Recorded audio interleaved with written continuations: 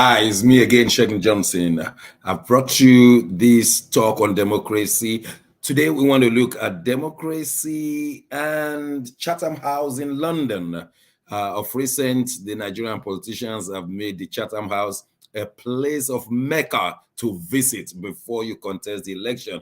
It started a few years ago. Buhari was brought, he spoke, and since then, it's been like you have to be at the Chatham House. I recall that Atairu Jega, former president or the former chairman of INEC, the Independent National Electoral Commission in Nigeria, was also at Chatham House. So the place has become a place of visitation before you contest election. Of recent, we have seen Bola Ahmed Tinubu, who has come to speak in Chatham House.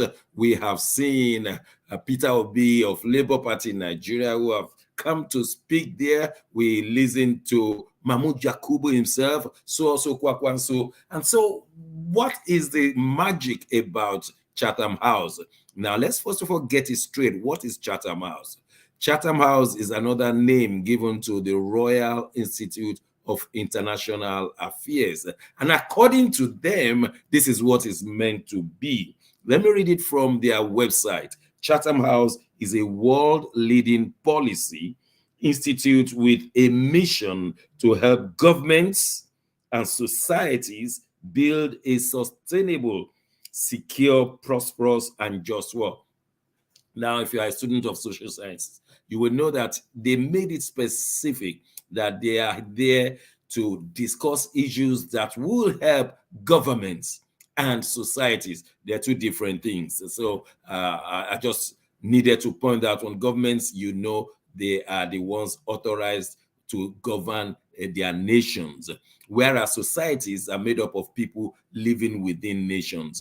They don't necessarily have any authority within them to govern. So they say they help the society and they help the government to find out which is the best policy on earth for their various circumstances and situations. Given that one will expect that the Royal Institute of International Affairs will mainly be for the British society and government. But no, really and truly, they should be for as many people as want to make use of knowledge.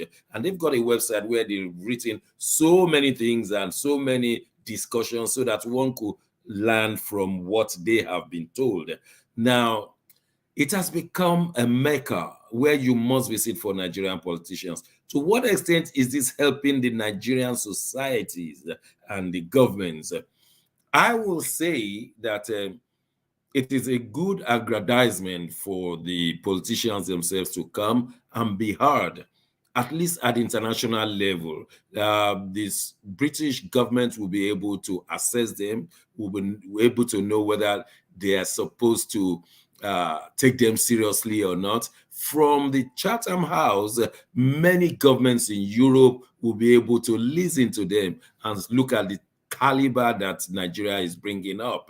For the British society, I think they care less about who comes there. Many of them may not even be going to the website.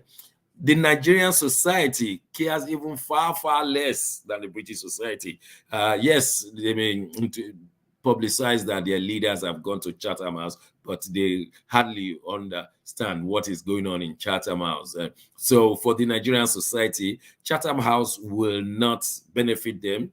For the voters in Nigeria, the discussion in Chatham House may not have effect on them, but it may have a lot of effect on the politicians themselves to sell themselves at the international level. To that extent, it may be good. But whether it's going to buy votes at home is left to be seen. Excuse me. On the other hand, it may show their weaknesses and poor level of understanding. So to the international community. So it may be a double-edged sword. On one hand, it could be good for them to publicize themselves, the politicians. On the other hand, they could show their weaknesses and that may demean them. Even if they won the election, it may still demean them because they will always remember all the gaffes and the misrepresentations they might have made at Chatham House. So, verdict, is coming to Chatham House good or bad? To the voters in Nigeria or Africa, zero. It has no value.